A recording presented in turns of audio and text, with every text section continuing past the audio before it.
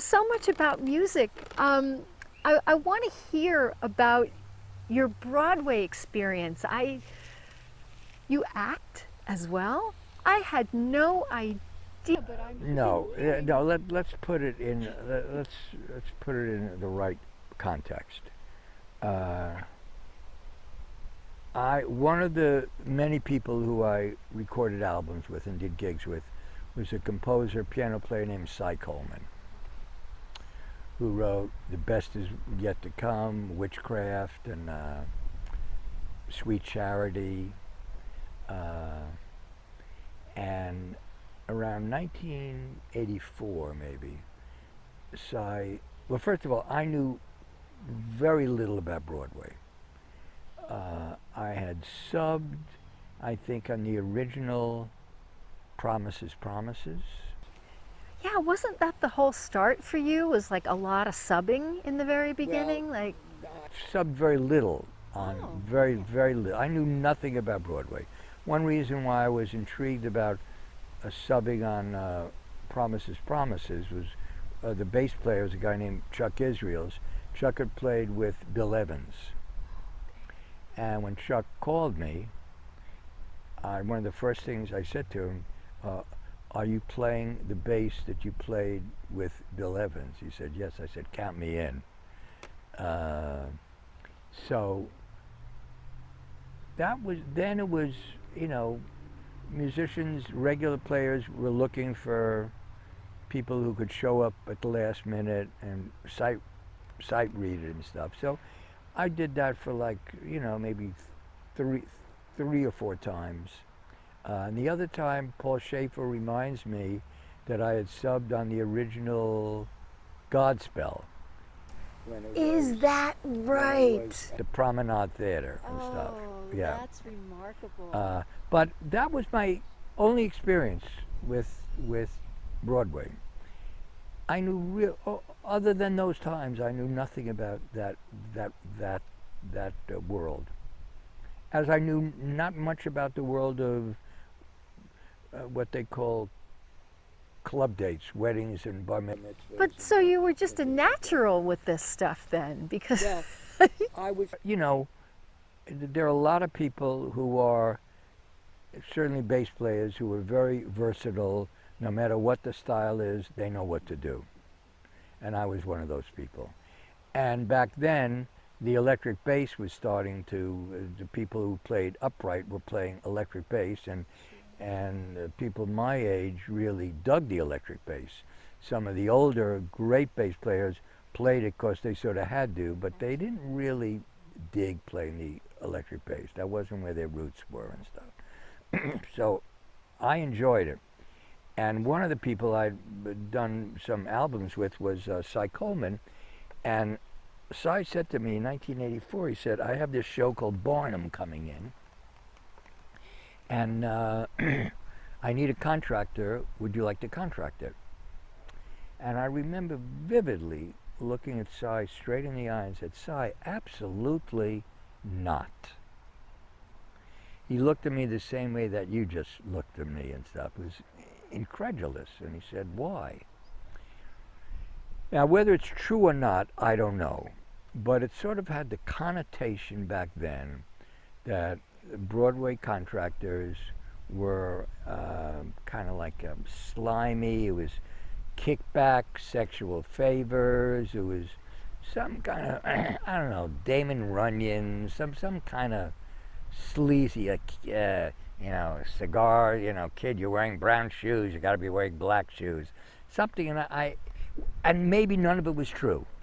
but that was your That was perspective on it. my perspective on it, based on nothing, based on just what other friends of mine might have said and stuff.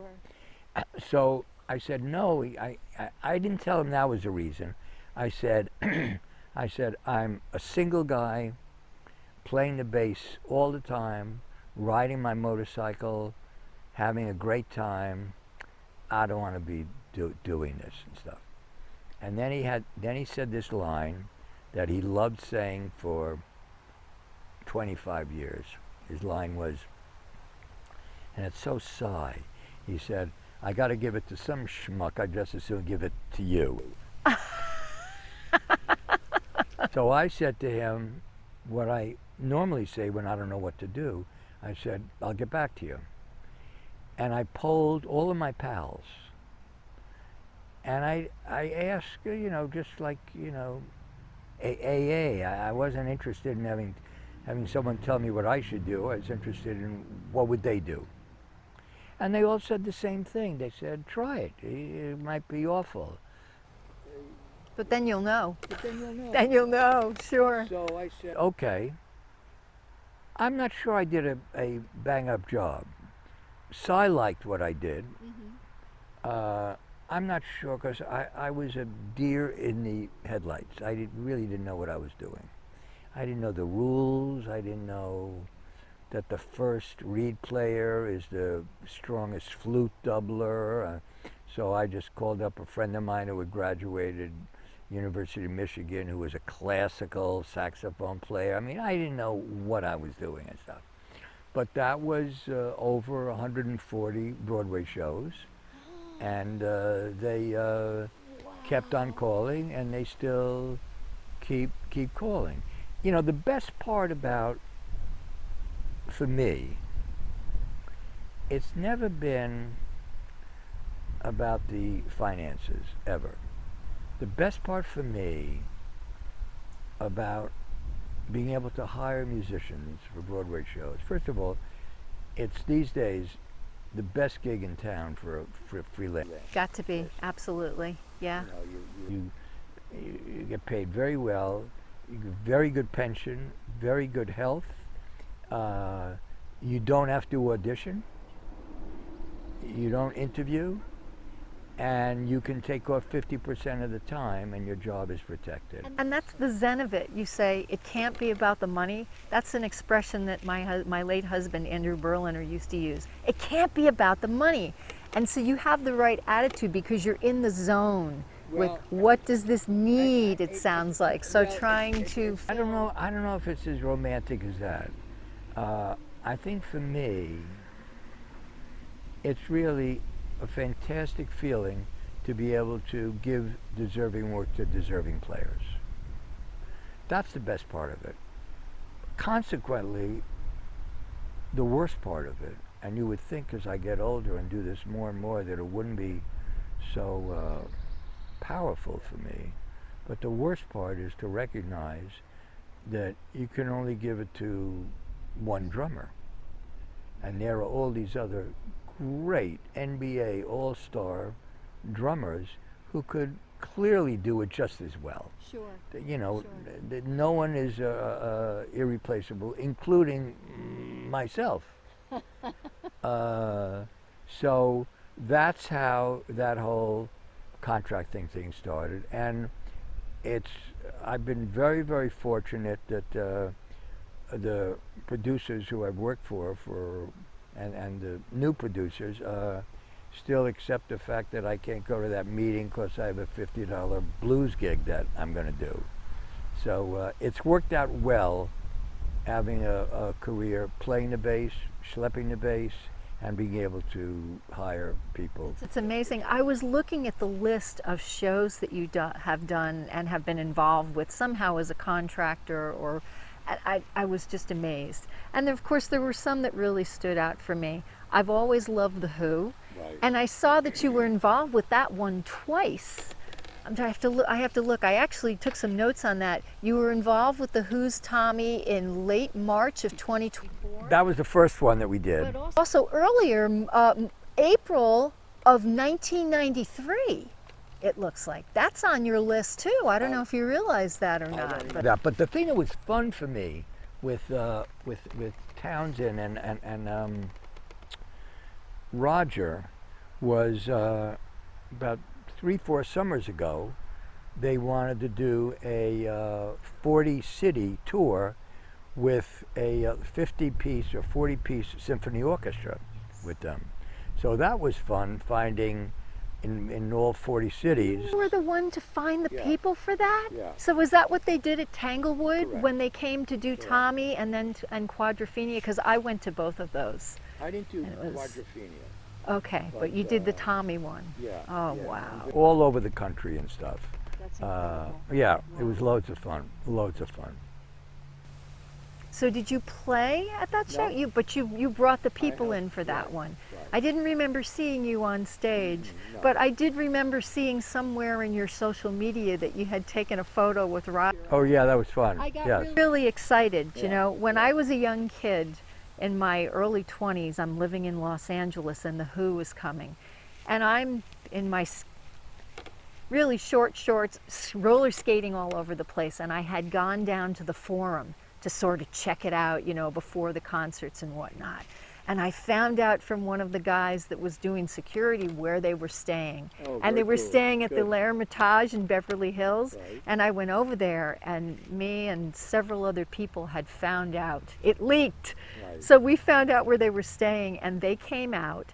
And a couple of girls next to me, they had cameras with them. This is back in the early 80s, way before cell phones. Right. So they were able to get a picture with Roger. And he comes over to me and he says, "Love, would you hold my jacket for me while I take this photo?" I said, "Only if you give me a hug and a kiss for my career." So I held the jacket and he gave me a little hug and a that's kiss sweet. and wished me That's good sweet. luck with my career That's as sweet. well. And then he That's took the nice. picture with the girls and off he went. Right. But it was just such an exciting thing Yeah. to meet him. And Kenny Jones was playing with them at that point, drums. And then Pete Townsend had come out. And this was right after they had done some sort of a picture where he had cut his hand very badly. And his hand was bandaged. So, and I got to meet him as well. Right. But Good, I good. was so excited to see that you had been able to do something with putting that together. Well, I first met them, I think, when we first did the first Broadway show of it. Okay, yeah, so that would have been back in the early 90s or Yeah, so, yeah. yeah. That's amazing, wonderful.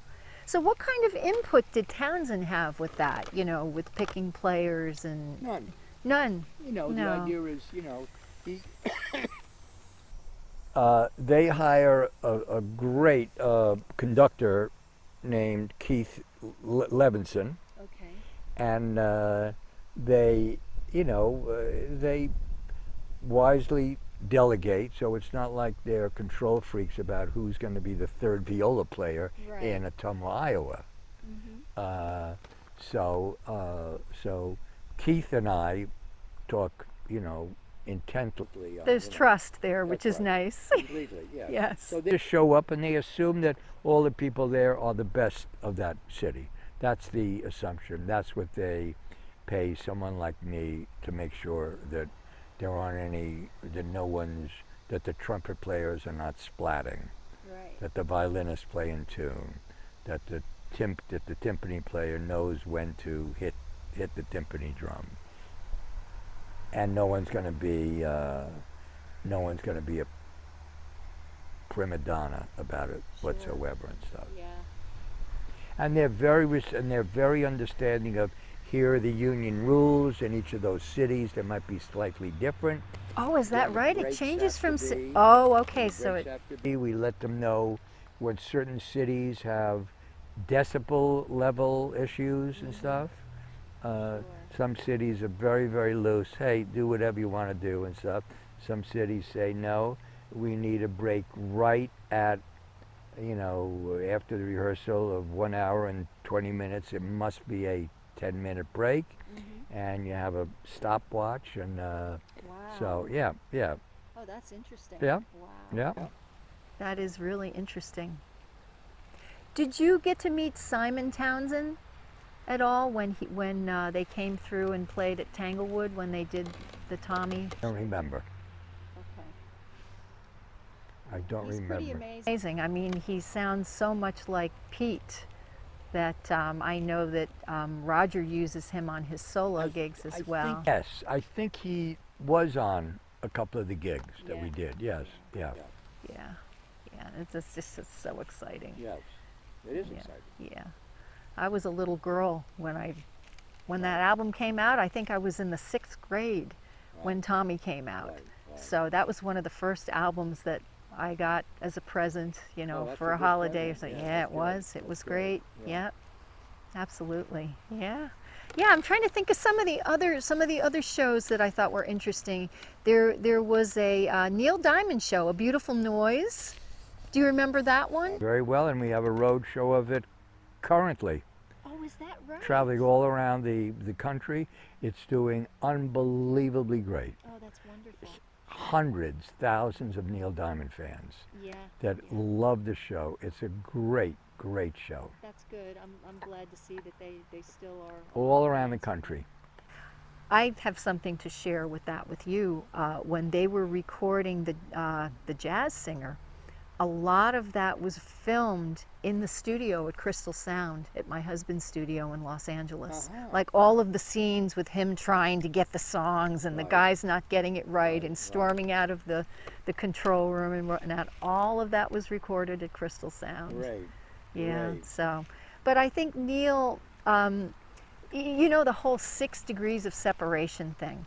Neil was friends with John Fishback, who was my husband's partner at Crystal. They had gone to Riverside together, in the city to schools and whatnot. So they knew each other. They grew up in the same neighborhood, I guess. Right. So I think that was how that got connected, Yeah, and that's how nice. how he Nice. ended up doing that Yeah, there. yes. So yeah. So that was nice. Let me see. You've got Death of a Salesman, and again, going back to the very beginning of this, I had read somewhere that you yourself had won a Drama Desk Award.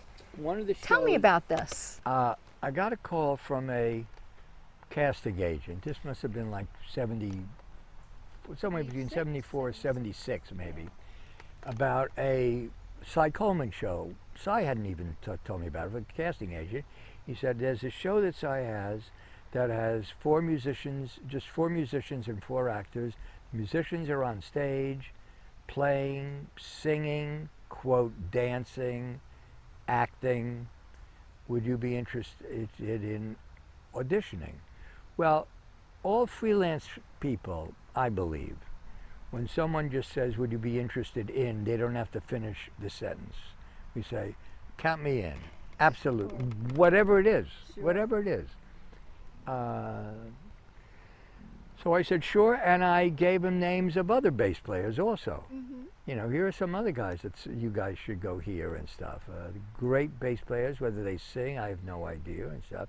But I was comfortable that I knew how to sing and stuff, and I knew I was comfortable with this stuff.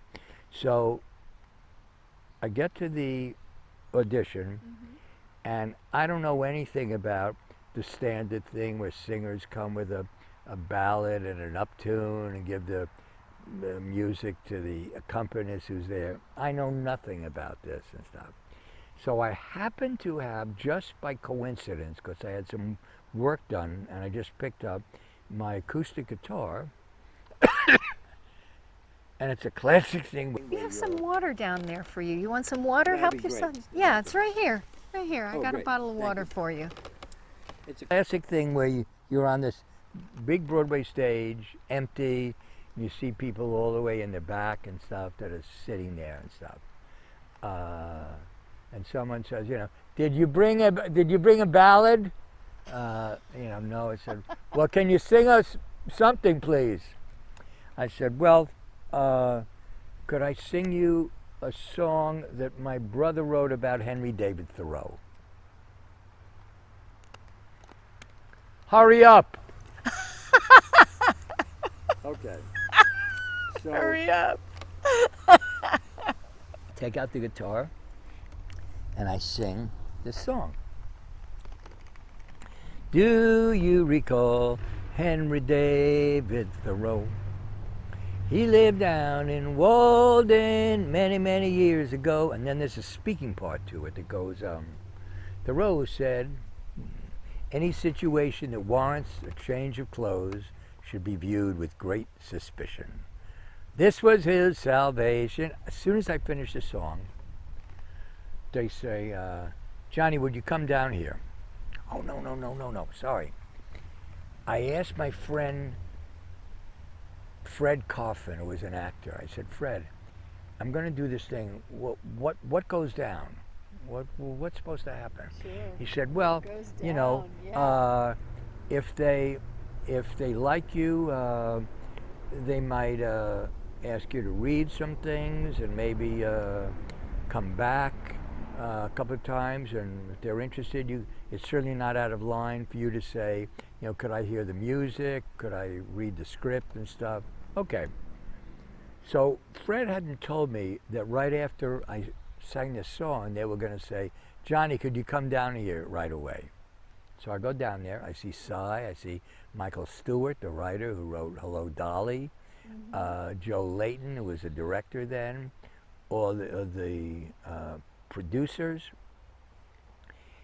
and they say, look, we don't want to waste our time. We don't mind wasting your time, but we don't want to waste. We don't mind wasting your time. Yeah. That's great. We'd like to right now offer you the role of Harvey. It's a major part of all the people in the band. It's a good acting thing. You have 2 solo tunes, and we'd like you to be the music director. Fred hadn't told me that any of this could happen, so I'm remembering what Fred said. How surreal. So I say, and remember, Cy Coleman's there, who I've worked a lot with. This is before Barnum. That's right, this is before Barnum. And I say, I mean, it's embarrassing to think this, how in tune I was. I said, well, could I hear the score and read the script? And then I see all these. No, I said, could I hear the score? The fucking Cy Coleman. And I see all these heads and this murmuring. And the tone slightly changes. Yes, that's possible. And then I remember what Fred said. And could I read the script? Now it's louder. And then they said, thank you very much for coming. So I'm assuming that's my exit line. So I leave, and as I'm walking home from the 50s to 100th Street, I'm saying to myself, I think I made a real jerk out of myself there and stuff. So I called Cy. I said, Cy, whether I get the part or not is really insignificant to me. What's important to me is that I just hope you can apologize. I didn't know what to do. Did I handle this the right way? Clearly I didn't handle this the right way. And I told him about what Fred Coffin had told me to do. Right. Said, You're trying to dot every I and cross every T. I didn't embarrass you because clearly you had even given them my name and stuff. So just apologize. If never hear from them, that's fine. I said, I'm glad you told me that. And yes, you did make an ass out of yourself. And 12 hours later, they called and they gave me the job.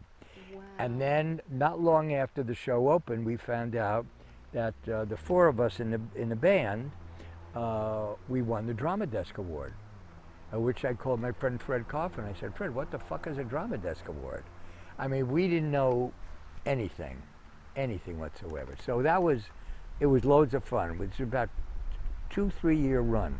That's it. 2 or 3 years. Oh, that's amazing. Yeah. Wow. Kept on because I know I had my motorcycle in little alleyways. And that was the I Love My Wife show, and you were Harvey. It was Harvey, That's and who had the song. There was a hit song with a show called "Hey There, Good Times." That was it.